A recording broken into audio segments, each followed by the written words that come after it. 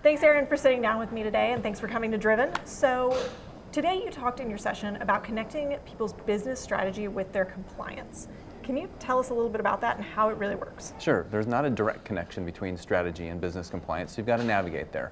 First thing is to have a strategy around compliance, set goals for that strategy, set KPIs that'll show progress towards your goals, and then set measurements in your processes against those KPIs.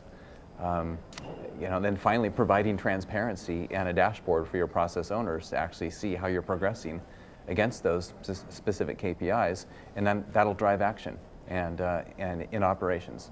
So you make that sound pretty easy, Yeah. but how are people in reality using iGrafx to connect business operations and compliance, specifically in highly regulated fields? Yeah, well, they're doing those things that I just mentioned, but in addition to that, there's some other things to do. So the starting place, besides strategy, is having a process landscape.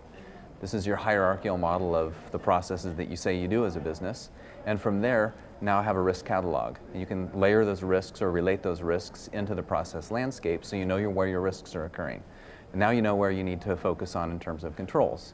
So identifying the controls that are going to help mitigate those risks, and being able to now have all this information modeled so you can report on it.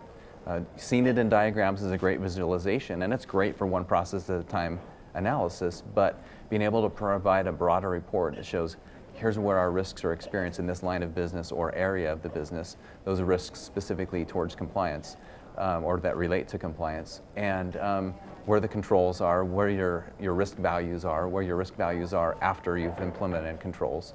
And frankly, there's no better way to control a process than automating that process. So we've talked here a lot about automation and robotic process automation. Where is iGrafx fitting into robotic process automation with this overall landscape of risk and compliance and process discovery and navigation? Yeah, well, iGrafx comes in on the planning side.